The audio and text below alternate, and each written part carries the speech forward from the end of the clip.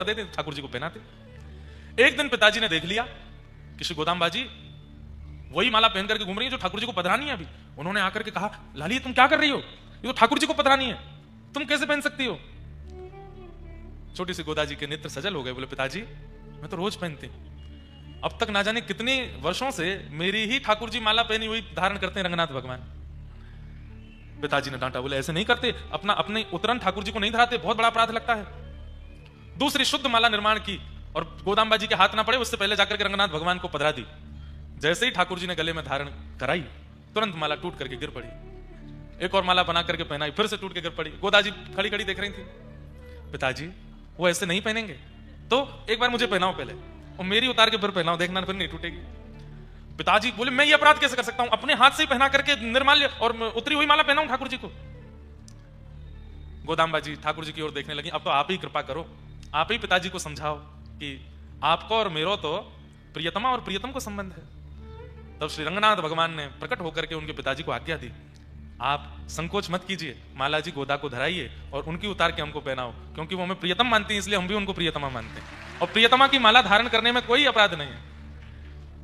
नेत्र सजल हो गए, बोले ठाकुर जी अब प्रियतमा मानते ही हैं तो फिर पूर्ण रूपेण स्वीकार भी कर लीजिए और उसके लिए जो नियम साधन हो वो करिए। तो फिर 1 मास पर्यंत का धनुर्मास व्रत गोदाम्बा जी को बताया और श्री गोदाम्बा जी नित्य व्रत करती हैं और दिव्य प्रबंध का पाठ भी होता है। वहां पर नित्य ठाकुर जी की एक गाथा सुनाई जाती है। 30 गाथाएं हैं, 30 दिन के गाथाओं में 30 दिन का उत्सव चलता है। दक्षिणी भाषा में है, लिपि साउथ की है, पर बड़ी अद्भुत है। उन गाथाओं को गाकर के जो भी कन्या जो भी पुरुष 30 दिन का व्रत कर लेता है उसको फलस्वरूप क्या प्राप्त होता है सुनो। 30 दिन बाद जैसे ही गोदाम्बा जी का व्रत पूर्ण हुआ, पिताजी के स्वप्न में ठाकुर जी आए और कहा अब आपकी पुत्री को हम स्वीकार करेंगे, इनका स्वयंवर करो। बोले स्वयंवर क्या करना, जब आप स्वीकार कर ही चुके हो, जब आप मान ही चुके हो कि आप इनको स्वीकार करोगे पत्नी रूप में, तो आप आ जाइए स्वयंवर में, तो बहुत सारे वर आते हैं। तो बोले आपकी जो गृहिणी है, आपकी जो लाली गोदाम्बा है, इन्होंने इतना सुंदर दिव्य व्रत किया है कि मेरे जितने भी रूप हैं दक्षिण में, चाहे वो वेंकटेश तिरुपति बालाजी हैं, चाहे वो रंगनाथ हैं, चाहे वो वरदराज हैं, चाहे वो संपत कुमार हैं, सबके चित्त में इच्छा हो रही है बोले गोदाम्बा जी से को हम ब्याह करेंगे। मतलब एक ही ठाकुर जी हैं, एक ही ठाकुर जी के अलग अलग रूप हैं, जैसे राधा रमण जी, राधा वल्लभ जी, बिहारी जी, मदन मोहन जी, गोपीनाथ जी आदि आदि सब ठाकुर जी के एक ही ठाकुर जी हैं, पर सबके रूप अलग अलग हैं। ऐसे ही दक्षिण में भी नारायण एक ही है पर उनके रूप अलग अलग है, मंदिर अलग अलग है। सब लोग इधर देखो, ध्यान से सुनो। ठाकुर जी बोले सबकी इच्छा हो गई है इनका व्रत देख करके कि इनसे ब्याह तो हम करेंगे। मतलब सोचो, अब हम लोग उत्तर भारतीय इसलिए हमको वृंदावन के मंदिरों से समझाना पड़ेगा कि किसी भक्त की भक्ति पर राधा रमण जी भी रीझ गए, बिहारी जी भी रीझ गए, राधा वल्लभ जी भी रीझ गए, मदन मोहन जी भी रीझ गए, गोविंद देव जी और गोपी सब में होड़ लगी, बोले यहाँ पे कृपा तो हम करेंगे। ऐसे ही दक्षिण में हो गया। तो इसलिए ठाकुर जी ने कहा आप तो स्वयंवर करो और स्वयंवर का नियम जो पहले मंडप में आ जाएगा उसका विवाह गोदाम्बा जी से होगा। बंधुओं इसे कहते हैं रास। ठाकुर जी में होड़ लग रही है भक्त के पास जावे की, तुम पीछे हटो मैं पहले जाऊंगा। तो श्री गोदाम्बा जी के पिताजी ने पत्री बनवाई, शादी की जैसे पत्रक होती है, और प्रत्येक दिव्य देश में जाकर के ठाकुर जी को निमंत्रण देकर के आए कि हमारी लाली को ब्याह है, आप भी दुल्हा बन के आओ, क्या पता जयमाल हो जाए। तिरुपति गए, रंगनाथ गए, श्री वरदराज गए, श्री संपत कुमार गए, उत्तर में बद्री विशाल गए, जगन्नाथपुरी गए, द्वारिकापुरी गए, सब जगह पत्रक बांट करके आए पिताजी सारे मंदिरों में, तो हमारी लाली का स्वयंवर हो रहा है, सारे हरि सारे ठाकुर जी आ जाओ, जो पहले पहुंचोगे वहां से ब्याह। पत्रक पहुंच गया। अब यहां श्रीरंगम में विराजमान श्री रंगनाथ भगवान वो बड़ी चिंता में बैठे हैं। तभी गरुण जी आदि सब आकर के बोले जय जय, बड़े चिंता में हो, कहा बात है। बोले हमको ये लग रही है कि ये गोदाम्बा जी तो हमसे प्रेम करती हैं पर ये हमारे ही स्वरूप हैं सारे, और सब में होड़ लगी है। वहां जगन्नाथ जी तैयारी करे बैठे, बोले मैं पहले पहुंचूंगा। बद्रीनाथ जी कह रहे हैं मैं तो ऊंची पहाड़ी थी सीधी छलांग मारूंगा, दक्षिण ही पहुंचूंगा। तिरुपति जी कह रहे हैं कि मैं पहले पहुंचूंगा, पद्मावती जी नीचे भेज देंगे, हम कैसे पहले पहुंचे। गरुण जी बोले आप हमको आज्ञा, बोले तुमको क्या आज्ञा, तुम भी तो सब जगह हो, अब तुम अकेले यहां विराजमान हो तो तुमसे कुछ कहें, तुम द्वारिका में भी हो, तुम बद्रीनाथ में भी हो, तुम जगन्नाथ में भी हो, सब जगह तो हो, सब ने तुमको आज्ञा कर दी, सबको लेकर के तुम एक ही समय पर पहुंचोगे, क्योंकि गरुण जी की गति तो एक जैसी है। गरुण जी बोले नहीं भगवान आप आज्ञा करो। बोले देखो हमारी हृदय की परम इच्छा है कि गोदाम्बा जी से तो हम विवाह करें, अगर तुम हमारी बात मानो, बाकियों की मत मानना, बाकी तुम्हारी प्रतीक्षा में बैठे रहे, थोड़ा विलंब कर देना, हमको पहले पहुंचा दो। तो श्री गरुण जी बोले हमको क्या मिलेगा फिर। बोले आपको यह मिलेगा कि हम, आप गरुण जी बाहर बैठे रहते मंदिर में, हम आपको गर्भगृह में बुला लेंगे और नित्य अपने दिन रात की सेवा में अपने समीप बिठा लेंगे, फिर आप हमारे अंतःपुर की लीला भी दर्शन कर चुकोगे। इतने वर्षों से आप बाहर बैठे हो, गरुड़ जी का स्तंभ भारी होता है, लेकिन ठाकुर जी ने उनको वचन दे दिया कि हम आपको भीतर विराजमान कर लेंगे, अपने गर्भगृह में अपने पास बिठा लेंगे, ताकि तुम हमारी प्रत्येक कैंकर्य का दर्शन कर सको। गरुड़ जी बोले तो ठीक है फिर। अच्छा, गरुड़ जी ने भी सबसे पूछा आप हमें क्या दोगे? जगन्नाथ जी ने कहा महाप्रसाद दे देंगे, जो विशेष देगा उसको पहले पहुंचा दूंगा। सबने अपने अपने कुछ, किसी ने कहा हम आपको वस्त्र दे देंगे, किसी ने कहा हम आपको सुदर्शन जी दे देंगे, किसी ने कहा आपको ये दे देंगे, लेकिन रंगनाथ भगवान ने सबसे सुंदर उपहार दिया। बोले क्या? हम आपको अपने गर्भगृह में अपने पास ही बैठा लेंगे, ताकि आप हमारा 24 घंटा दर्शन किया करो। ये भाव गरुड़ जी को भा गया। बोले ठीक है। और जिस दिन स्वयंवर होना था, सारे ठाकुर तैयार हो गए भारत के गोदाम बाजी के विवाह स्वयंवर में जाने के लिए, लेकिन सब प्रतीक्षा कर रहे हैं गरुड़ जी कहां हैं। गरुड़ जी किसी के पास नहीं गए, रंगनाथ भगवान के पास गए, तुरंत कंधे पर विराजमान करके सीधे पहुंचे हैं स्वयंवर मंडप में। और सबसे पहले आगंतुक के रूप में श्री रंगनाथ भगवान पधारे, शंख चक्र गदा पद्म धारण करके जैसे ही प्रभु पधारे, श्री गोदाम बाजी ने उनका वर्ण किया। जैसे ही जयमाल पड़ रही थी, उसी समय द्वार के भीतर प्रवेश कर रहे हैं श्री तिरुपति बालाजी, उसी समय श्री जगन्नाथ जी, द्वारिकाधीश जी सब रे आए। बोले रह गए हम तो, गरुड़ कहां है? गरुड़ जी बोले आपसे भी बढ़िया ऑफर मिला था हमको, इसलिए इनको पहले लिया है। इन्होंने गर्भगृह में बैठाने का हमको आश्वासन दिया है, इसलिए हम इनको पहले लिया है।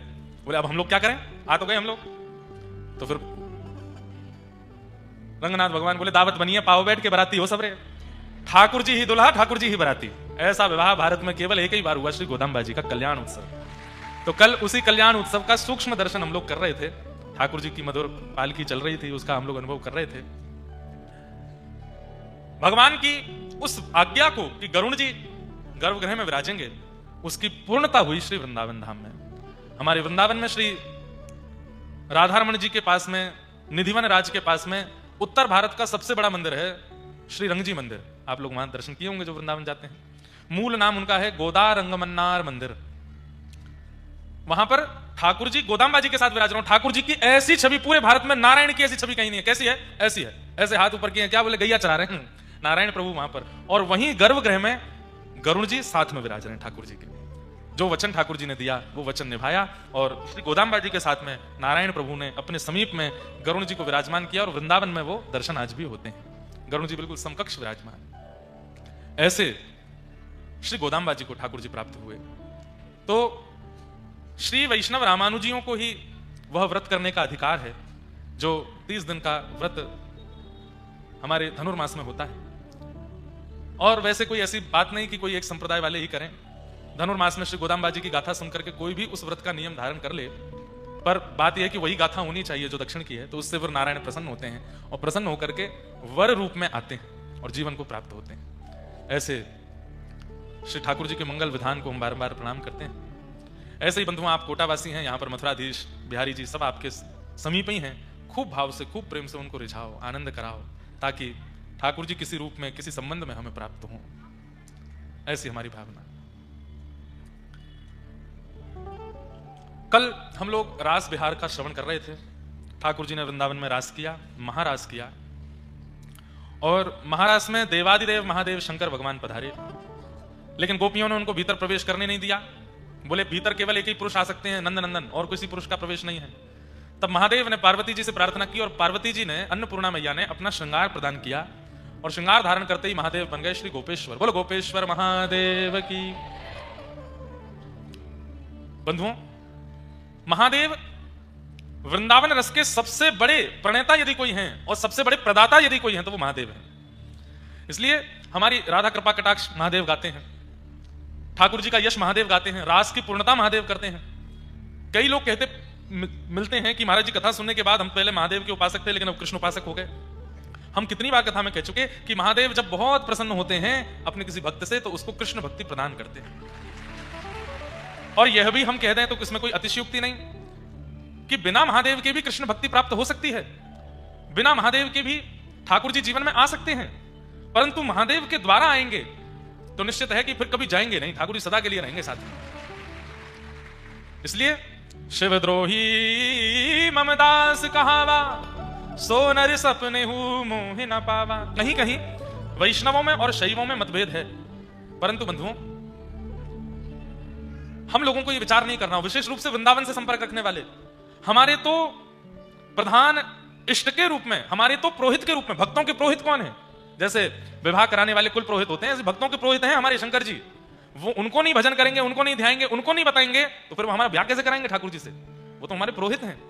इसलिए महादेव की उपासना कम से कम वृंदावन से संपर्क रखने वालों को तो महादेव को वंदन करना चाहिए। और महादेव पर जल चढ़ाओ, दूध चढ़ाओ, प्रार्थना एक करो, श्री राधारमण लाल जी हमको और प्रिय हो जाएं, प्यारे गिरधर लाल जी हमसे और प्रेम करने लग जाएं, वृंदावन के प्रति हमारी और इच्छा बढ़ जाए। हे महादेव ऐसी कृपा हम पर करो। कुछ दें चाहे ना दें, पर ये वरदान सबसे पहले ठाकुर जी दे देंगे, महादेव दे देंगे। अरे हमारे इष्ट की प्रार्थना कर रहे हो, लो ठाकुर जी के प्रति प्रेम तुम्हारा बढ़े। जिसके प्रेम में कटौती आ रही हो ठाकुर जी के प्रति, जाओ महादेव की उपासना करो, महादेव से कहो कि ठाकुर जी से हमारा प्रेम घट रहा है, नाम में रुचि घट रही है, कथा में आलस आ रहा है, वृंदावन जाने में विक्षेप आ रहे हैं, महादेव कृपा करो। महादेव कृपा करेंगे।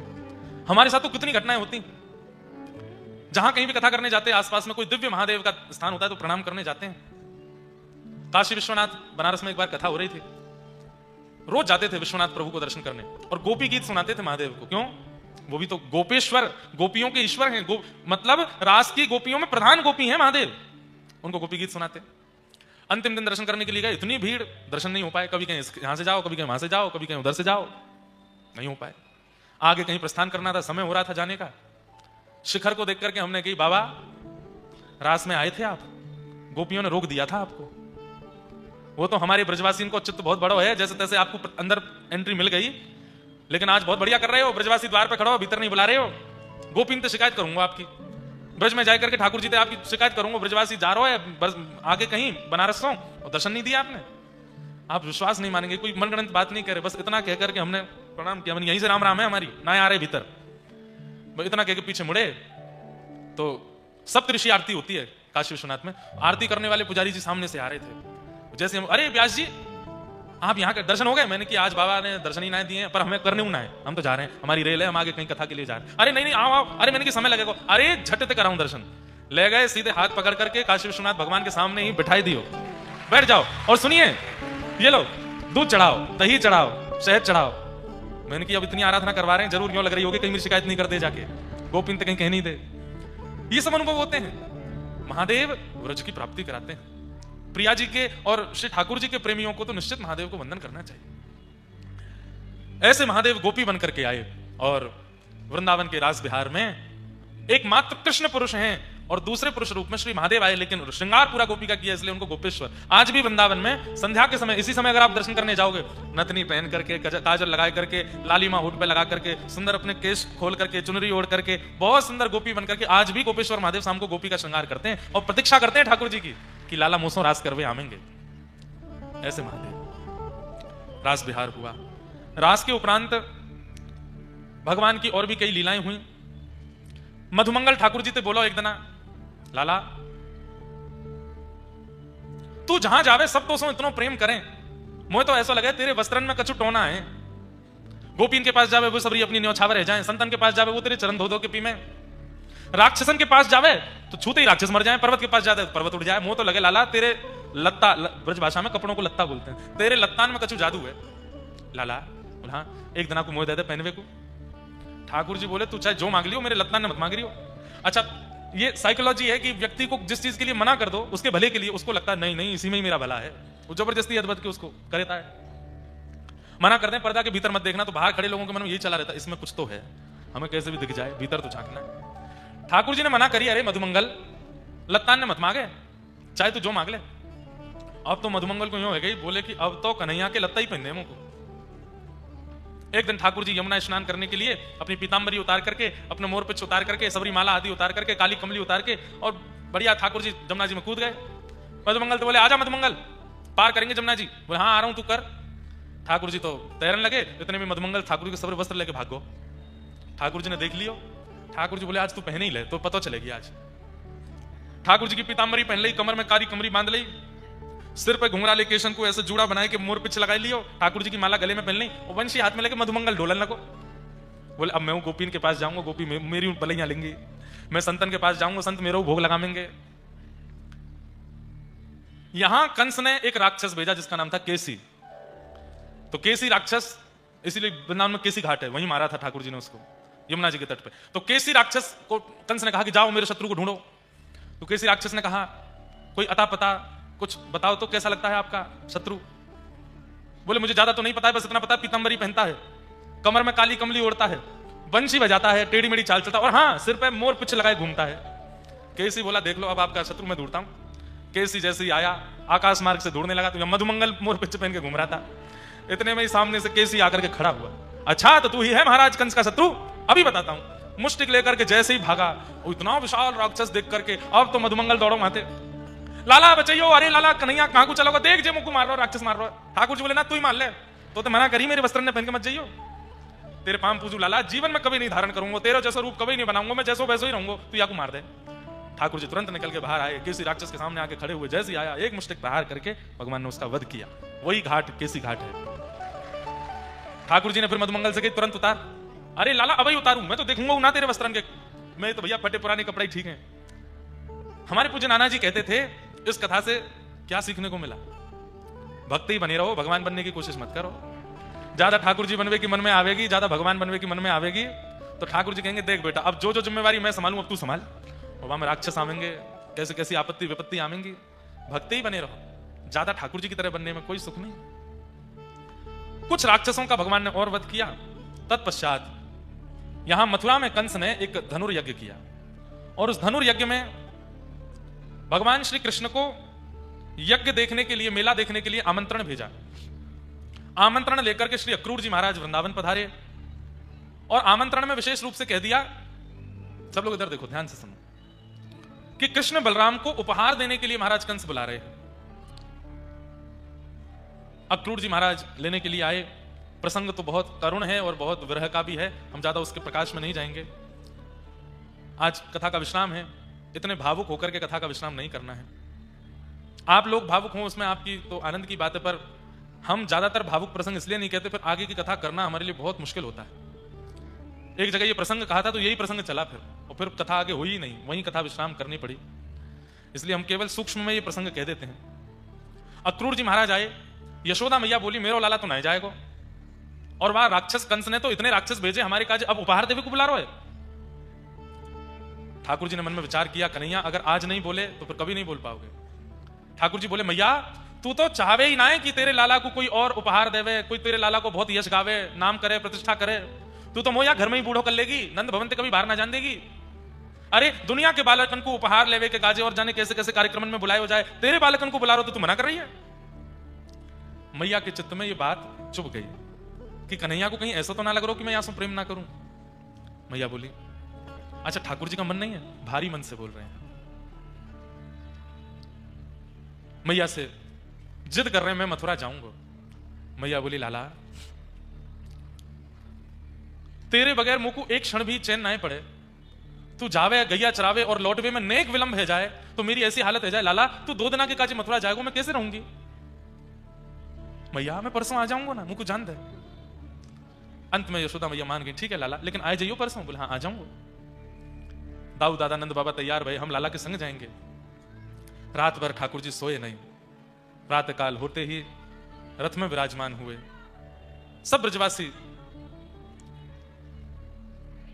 यहां बीच में भैया हल्ला नहीं करो, प्रेम से कथा सुन लो सब लोग। इधर देखो कथा सुनो। वैसे इतना गंभीर प्रसंग है और ऐसे सब लोग करेंगे तो फिर हम और जल्दी जल्दी निकलेंगे इस प्रसंग से। ठाकुर जी ने सब ब्रजवासियों को प्रणाम किया।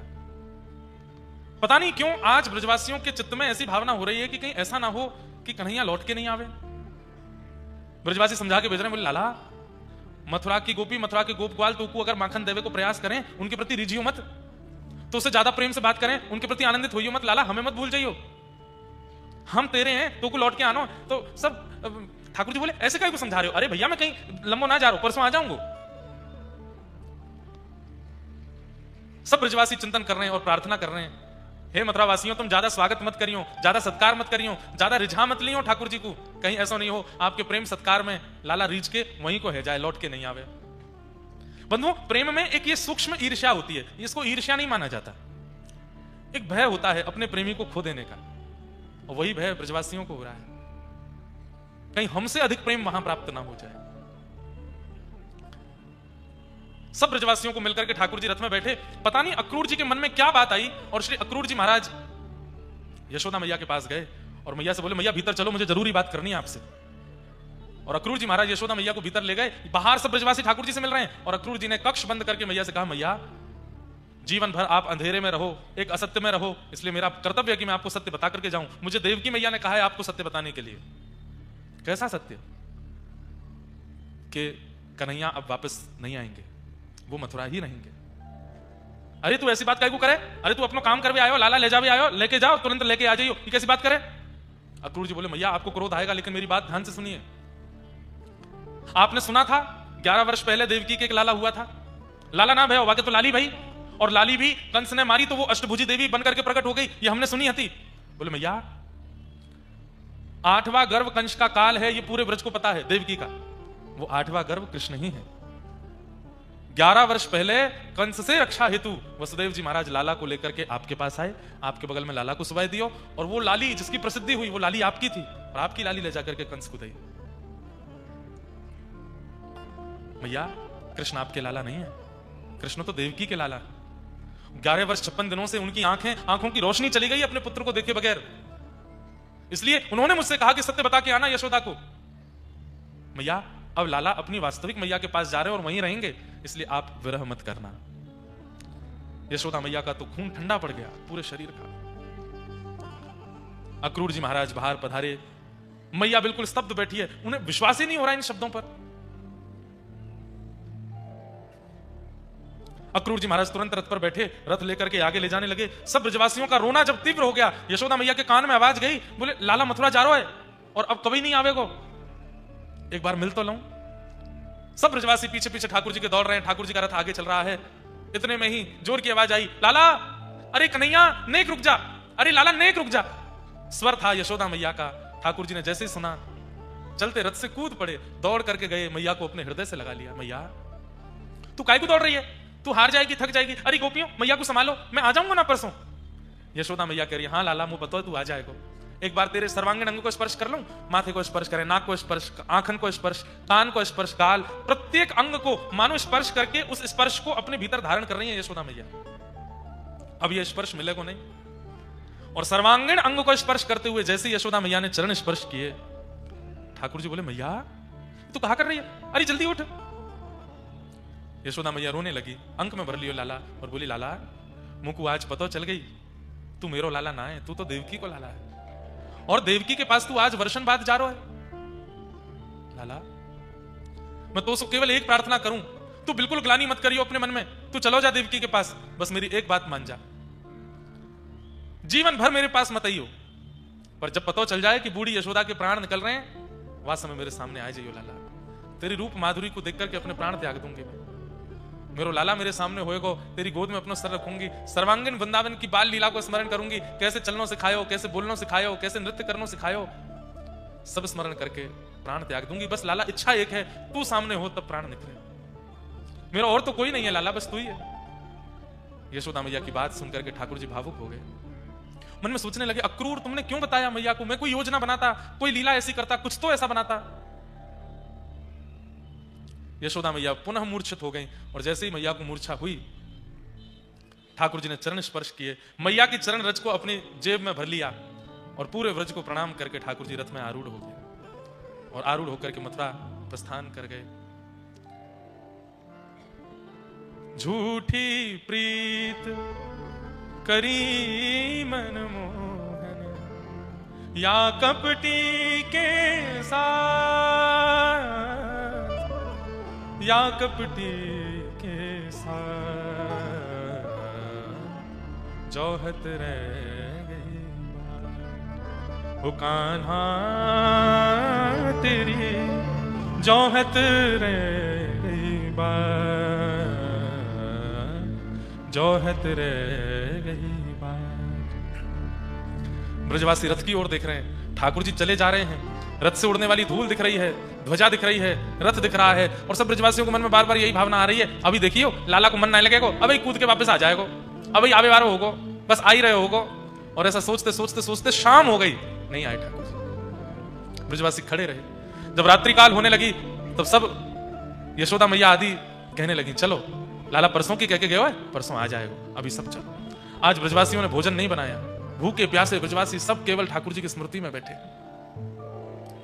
भगवान मथुरा पहुंचे, कुबलिया पीड़ हाथी का उद्धार किया, कुब्जा का उद्धार किया, एक माली ने माला बना करके पहनाई, उसका उद्धार किया, एक दर्जी ने सुंदर वस्त्र बना करके पहनाए, ठाकुर जी ने उसका उद्धार किया। रणभूमि में प्रवेश कर रहे हैं कि मल्लानाम अशनिर्णिनाम नरवर स्त्रीणाम स्मरो मूर्तिमान गोपानाम स्वजनो सताम क्षितिभुजाम शास्त्रा सुपित्रो शिशु मृत्युर्भोजपते विराट विदुषाम तत्वं परम योगिनां वृष्णीनां परदेवतेत विदितो रंगम गतः साग्रज। सबको ठाकुर जी अलग अलग रूप में दिखाई दे रहे हैं। पहली बार मथुरा नगरी में प्रवेश कर रहे हैं श्री कृष्ण। छोटी छोटी कुमारी कन्याओं को ठाकुर जी छोटे छोटे कुमार बालक के रूप में दिखाई दे रहे हैं। बड़े बूढ़े लोगों को ठाकुर जी अपने नाती पोता के रूप में दिखाई दे रहे हैं। विवाहिता कन्याओं को ठाकुर जी अपने प्रियतम के रूप में दिखाई दे रहे हैं। बड़े बड़े मल्लों को ठाकुर जी एक पहलवान के रूप में दिखाई दे रहे हैं। ऋषियों को साक्षात शंख चक्र गदा पद्मधारी नारायण के रूप में दिखाई दे रहे हैं। योगियों को परब्रह्म के रूप में दिखाई दे रहे हैं। सबको अलग अलग रूप में दिखाई दे रहे हैं। और जैसे ही रणभूमि में प्रवेश किया, 50 सिद्धि ऊपर बैठे हुए महाराज कंस को ठाकुर जी साक्षात अपने काल के रूप में दिखाई दे रहे हैं। मेरी मृत्यु मेरे सामने आ गई है। भगवान ने रणभूमि में प्रवेश किया। प्रवेश करके बड़े बड़े मल्लों को एक एक मुष्टिक प्रहार में नष्ट कर दिया।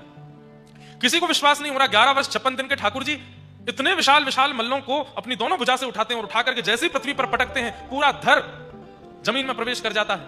केवल सर बाहर रह जाता है। समस्त मल्लों को इस प्रकार से भगवान ने मार पीट करके सबको नष्ट कर दिया। एकमात्र कंस बचा है। सब मथुरा के लोग टकटकी लगा करके देख रहे हैं अब क्या होगा।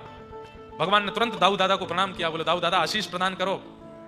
कंस खड़ो है सामने। यानी हमारी मैया के केश पकड़े, हमारे 6 भैया मार दिए, कितने संतन को कितने ऋषियन को यानी उत्पीड़ना करी।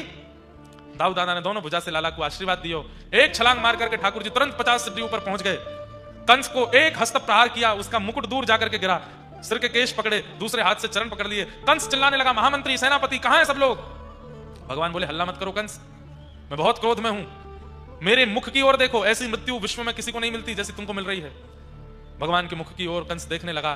देखते ही देखते भगवान के नेत्रों की पुतली में कंस को अपना रूप दिखा और अपने उस रूप की पुतली में जब झांक करके देखा तो कृष्ण नहीं, साक्षात शंख चक्र गदा पद्मधारी श्रीमन नारायण सामने खड़े हैं। साक्षात परब्रह्म उसके सामने आए हैं। देखते ही कंस ने प्रणाम किया। मेरी मुक्ति के लिए, मेरे उद्धार के लिए स्वयं ठाकुर जी पधारे। भगवान ने तुरंत कंस को उठा करके नीचे पटका। जैसे ही 50 सिद्धि ऊपर से जिस वेग से ठाकुर जी ने फेंका है, नीचे गिरते ही कंस के प्राण निकल गए। भगवान ने ऊपर से कूद करके अपने घुटने से कंस की छाती पर प्रहार किया। ब्रजवासी देख करके आश्चर्यचकित रह गए। सबके मुख खुले रह गए, नेत्र खुले रह गए।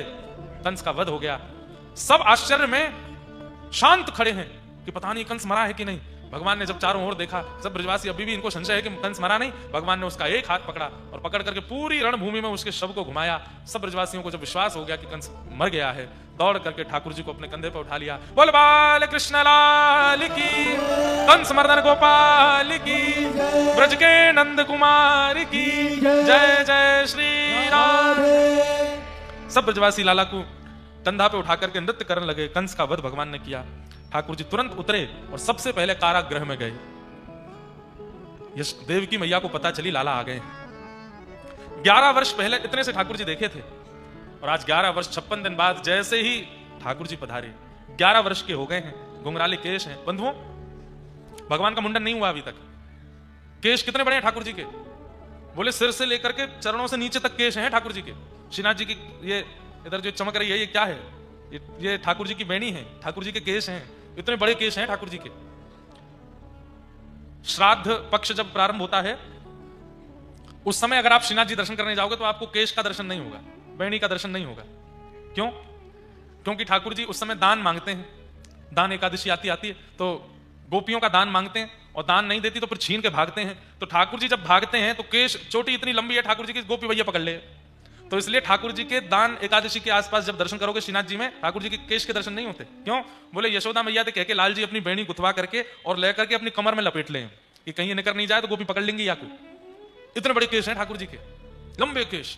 उन केशों को ठाकुर जी ऐसे बांध करके सिर पर यहाँ खूब सुंदर ऐसे जूड़ा सा बना लेते हैं। उस पर सुंदर सुंदर मोती, सुंदर सुंदर वनमाल, ऐसी कभी यहाँ की तरफ, कभी यहाँ की तरफ, कभी पीछे की तरफ, ऐसे ठाकुर जी केश बना करके और फिर मोर पिच लगा के घूमते हैं। मुकुट नहीं पहने ठाकुर जी, पाग पहने।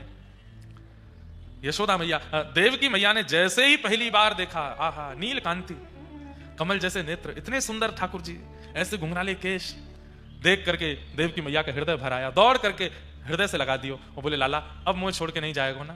तो ना मैया मैं तेरे पास आएगा, अब नहीं जाऊंगा। मन ही मन यशोदा जी को बहुत याद कर रहे हैं ठाकुर जी, पर अब नियम निभाना है, मैया के पास रहना है। भगवान ने ऊपर आकर के अक्रूर जी महाराज को राज्य पदवी पर बिठाया, अपने नाना जी को, कंस के पिताजी को। अक्रूर जी को मथुरा का राजा बनाया और स्वयं जिज्ञासा प्रकट की कि अब हम बहुत बड़े हो गए हैं, अभी तक गुरुकुल नहीं गए पढ़ने के लिए, आप कृपा करके हमें एक श्रेष्ठ गुरु के पास पढ़ने का अनुमति प्रदान करो। तब वसुदेव जी महाराज ने ठाकुर जी को अवंतिका उज्जैन भेजा सांदीपनि उपाध्याय जी से पढ़ने के लिए। तब ठाकुर जी प्रथम बार गुरुकुल पढ़ा। 11 वर्ष 56 दिन बाद ठाकुर जी गुरुकुल गए पढ़ने के लिए। ठाकुर जी सांदीपनि विद्यालय में पढ़ने आए, वहां ठाकुर जी का मुंडन हुआ। ठाकुर जी की चौड़ी चोटी रखी गई, शिखा धारण की ठाकुर जी ने। वहीं ठाकुर जी को सुदामा नाम के सखा प्राप्त हुए, उनके साथ ठाकुर जी की खूब बढ़िया मित्रता हो गई, सखत्व हो गया। लौट करके ठाकुर जी वापस मथुरा पधारे। वृंदावन की बहुत याद आती है, इतना ठाकुर जी को स्मरण होता है। आज भगवान ने उद्धव को भेजा, जाओ वृंदावन जाकर के ब्रजवासियों को समझा दो, वो याद करना बंद कर देंगे तो मैं ठीक हो जाऊंगा। उद्धव जी ने जाकर के वृंदावन वासियों को समझाया, शाम तक की कह के गए, 6 महीना में लौट के आए। 6 महीना बाद ठाकुर जी ने उद्धव को वहीं व्रज का दर्शन करा दिया। उद्धव जी महाराज बोले मुझे क्यों भेजा था आपने वृंदावन? ठाकुर जी बोले क्योंकि अब मुझे व्रज भी छोड़ना पड़ेगा, पहले तो वृंदावन छोड़ा, व्रज छोड़ना पड़ेगा, मथुरा से जाना पड़ेगा, तो किसी रूप में व्रज मेरे साथ चले, इसलिए मैंने तुमको वृंदावन भेजा। अब तुम व्रज बन गए हो, तुम्हारे रोम रोम में वृंदावन की महक है, तुम्हारी बातों में वृंदावन के शब्द हैं। अब द्वारिका लीला में मुझे जब भी वृंदावन का स्मरण होगा मैं तेरे से बात कर लूंगा, क्योंकि तेरे अंदर वृंदावन है, तेरे अंदर व्रज है। इसलिए उद्धव मैंने तुझे वृंदावन भेजा ताकि गोपी और श्री राधा रानी तेरे व्रज का निर्माण कर दें। काल नेमी ने आक्रमण कर दिया। यहां पर कंस के ससुर ने 16 बार मथुरा पर आक्रमण किया, 16 बार भगवान ने हरा दिया। 17वीं बार जब आक्रमण किया तो भगवान विश्वकर्मा को आज्ञा की नई नगरी बनाओ। क्यों? क्योंकि ये ब्राह्मणों को अनुष्ठान पर बैठा के आए हैं कि हम हारें, और अगर हम नहीं हारे तो ये ब्राह्मणों को मरवा देंगे। उनकी रक्षा के लिए, गौ की रक्षा के लिए तो हम आए हैं। विश्वकर्मा से नई नगरी बनवाई जिसका नाम हुआ द्वारिका। और जैसे ही आक्रमण हुआ मथुरा के ऊपर, भगवान ने दाऊ दाता का हाथ पकड़ा और युद्ध करते करते ठाकुर जी ने समय पाया, मौका पाते ही ठाकुर जी रण छोड़ करके भाग गए। बोले रण छोड़ राय भगवान की। रण छोड़ करके ठाकुर जी द्वारिका भागे। आज भी गुजरात में श्री रणछोड़ राय भगवान का सुंदर दर्शन होता है। ये तो रामदास बोढ़ाना करके एक भक्त हुए, उनके साथ रणछोड़ राय यहां पधारे। मूल रणछोड़ राय तो द्वारिकाधीश जी हैं, और ये वही द्वारिकाधीश जी द्वारिका से आए हैं जो रणछोड़ में विराजमान। मधुर कथा है, बहुत विस्तृत है, सुनाइए हमने, आप सुन लेना उसको। भगवान द्वारिका में विराजमान हो गए। रेवत राजा की पौत्री, पुत्र की बेटी रेवती, उसके साथ में बलराम जी का विवाह हुआ। ठाकुर जी के विवाह की बारी आई, कहां करें विवाह, कैसे करें विवाह। तब नारद जी को यह काम सौंपा देव की मैया ने। बोले लाला के काजे सुंदर सी छोरी ढूंढो। नारद जी महाराज जगह जगह भ्रमण करके ढूंढते हैं कि हमारे द्वारिकाधीश के लिए कौन सुंदर कन्या है। तभी भ्रमण करते हुए पहुंचे कौंडन्यपुर महाराष्ट्र में, और वहां भीष्मक राजा को एक दिन खेत में खेती करते हुए कुछ पुष्प लगाते हुए वहीं भूमि पर एक कन्या प्राप्त हुई, भूमिजा, और उनका नाम रखा रुक्मणी। इनके बड़े 5 भाई भी हैं, रुक्मणी जी सबसे छोटी है। कौंडनपुर के राजा भीष्मक की 5वीं पुत्री श्री रुक्मणी जी। बचपन से ही कथा इतनी सुनी कि कथा में चरित्र सुनने वाले ठाकुर जी से इनको अति प्रेम हो गया। ठाकुर जी से विवाह का मन होने लगा। भाभी से जाकर के कहा तो भाभी ने कहा पत्र लिखो, पूछ तो लो ठाकुर जी को तुमसे विवाह करना है कि नहीं। रुक्मणी जी ने भगवान को पत्र लिख करके कहा, श्रुत्वा गुणान भुवन सुंदर शृण्वतां ते निर्विश्य कर्ण विवरै हरतोंगतापम। चरणों में प्रणाम करते हुए कहा कि मैंने आपके बारे में सुना है, कृपा करके आप मेरा वर्ण कीजिए। कथा बंधुओं कल बहुत रह गई थी, इसलिए हम जल्दी जल्दी सब विषय पूरा कर रहे हैं, आज विश्राम करना है। रुक्मणी जी ने भगवान की स्तुति गाई, पत्र लिखा, और पत्र लिख करके एक ब्राह्मण के द्वारा द्वारिका भिजवाया। ब्राह्मण ने जैसे ही पत्र जाकर के ठाकुर जी को दिया, ठाकुर जी ने पत्र पढ़ते ही ब्राह्मण देवता से कहा चलो। बोले कहां? जहां से पत्र लाए हो लेके चलो हमको। रथ में ठाकुर जी विराजमान हो गए, सारथी लिए नहीं, स्वयं सारथी बन गए और चाबुक देकर के रथ को दौड़ाने लगे। पीछे ब्राह्मण देवता बैठे हैं। एक दिन भी पूरा नहीं लगा और ठाकुर जी द्वारिका से कौंडनपुर आ गए। रुक्मणी जी देवी पूजन के लिए जा रही थी, तभी ब्राह्मण देवता मिले। रुक्मणी जी ने कहा आप अभी तक पत्र लेकर के नहीं गए? ब्राह्मण देवता बोले हम गए और दुल्हा को लेकर के भी आ गए। इतनी जल्दी? द्वारिका तो इतनी दूर है। बोले आप जितनी व्याकुल थी उनसे ब्याह करने के लिए, आपसे ज्यादा तो हमको लगा कि वो व्याकुल है। उनने तो पत्र पढ़ते ही घर में भी किसी को नहीं बताया, सीधे रथ में हमको बैठा के लिए आए हैं ब्याह करने के लिए। कहां है? बोले ब्रह्मा जी से श्रृंगार करवा रहे हैं अपना। मंदिर के पीछे ठाकुर जी को श्रृंगार है, ब्रह्मा जी श्रृंगार कर रहे हैं ठाकुर जी का। अभी तक रुक्मणी जी ने ठाकुर जी को देखा नहीं है। रुक्मणी जी देवी पूजा के लिए गई, प्रणाम करके जैसे ही मंदिर के द्वार पर देखा, आहा, मधुर श्री द्वारिकाधीश जी खड़े हैं। कैसी सुंदर झांकी है, कैसा सुंदर स्वरूप है। अनेक सैनिक गए थे रुक्मणी जी की रक्षा में, परंतु द्वारिकाधीश जी ने ऐसी रूप माधुरी, मोहन मंत्र फूंक दे मारी, ऐसा मंत्र फूंका महाराज, सैनिक सब कह रहे हैं इसकी चाल तो देखो कितनी सुंदर है। बोले चाल छोड़, कानन के कुंडल देख कितने बढ़िया हैं। बोले कान कुंडल देख, हाथ कितने कोमल हैं। बोले मुझे तो ये लग रहा है सांवला व्यक्ति इतना सुंदर कैसे है। अरे तुमने मुकुट नहीं देखा, अरे आंखन के काजर है तो देख कैसो है। सब ठाकुर जी की चाल पर, ढाल पर, सब पे मोहित हो गए। इतने में ठाकुर जी गए, रुक्मणी जी को अपने अंक में भर लिया, लेकर के रथ पर बिठाया, हरण करके भाग गए, कोई रोका नहीं। जब रुक्मणी जी का हरण हो गया, हल्ला हुआ, रुक्मणी जी कहां है, रुक्मणी जी कहां है, ढूंढो ढूंढो ढूंढो। सब जगह खोजा, नहीं मिले। तब एक सैनिक बोला मैं बताऊं। बोला हाँ। बोले जिसके तुम चाल ढाल आदि सब देख रहे थे वो लेके भाग गया, मेरे सामने लेके गया। सब ने उस सैनिक को पकड़ लिया, तैने क्यों नहीं रोका। बोले मैं चाह तो रहा था कि मैं रोकूं, पर रुक्मणी जी को जैसे ही उसने गोद में उठाया, दोनों की जोड़ी इतनी बढ़िया लगी, मुझे लगी भाग जान दो, ले जान दो, इतने बढ़िया लग रहे हैं दोनों को, ब्याह होने दो। ऐसी ठाकुर जी की रूप माधुरी। महाराज महाभारत युद्ध में शस्त्र नहीं उठाया ठाकुर जी ने, केवल अपने रूप माधुरी से ही सबके वध करते चले गए। एक पद गाते हैं हम वृंदावन में, जादू भरी तेरी आंखें जिधर गई, जादू भरी तेरी आंखें जिधर गई, जादू भरी तेरी आंखें जिधर गई, नैनों की कटारी वारी वारी छुई छुई छतियां से उतर गई, नैनों की कटारी वारी वारी छुई छुई छतियां से उतर गई, नैनों की कटारी वारी वारी छुई छुई छतियां से उतर गई, नैनों की कटारी वारी वारी छुई छुई छतियां से उतर गई, जादू भरी तेरी आंखें जिधर गई, जादू भरी तेरी आंखें जिधर गई। कहने का अभिप्राय क्या है, हे ठाकुर जी तुमने जहां कहीं भी नजर घुमा के देखा, नैनों की कटारी वारी वारी छुई छुई छतियां सी उतर गई। मानो ऐसा लगा कि किसी ने खंजर ठोक दिया हो, लेकिन हृदय के बिल्कुल बगल से निकली है, प्राण नहीं निकले।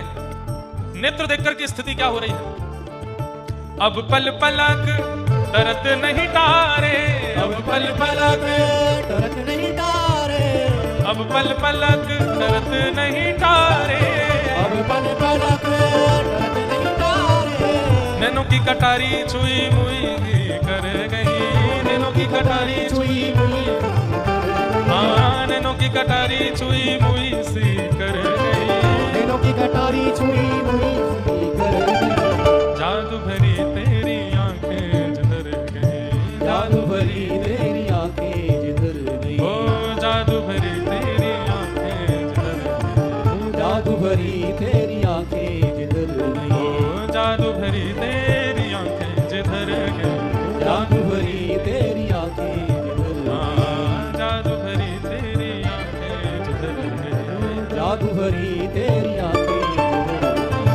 नेत्रों की ऐसी स्थिति महाराज की, सब देखते रह गए। रुक्मणी जी का हरण करके ठाकुर जी ले गए द्वारिका में जाकर के, फिर दोबारा कौंडन्य पर रुक्मणी जी को भेजा, फिर ठाकुर जी का विवाह उत्सव हुआ।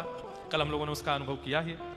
बंधुओं, कथा के विश्राम में कुछ विशेष प्रसंग हैं, उन सबको हम श्रवण कर लें थोड़ा सूक्ष्म सूक्ष्म रूप से। सब लोग बहुत ध्यान से विराजो।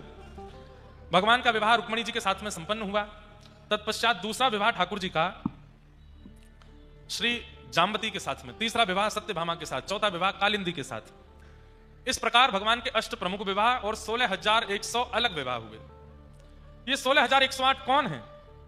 भगवान के द्वारा प्रकट की गई प्रकृति। प्रकृति ही अष्ट रूप में आई है।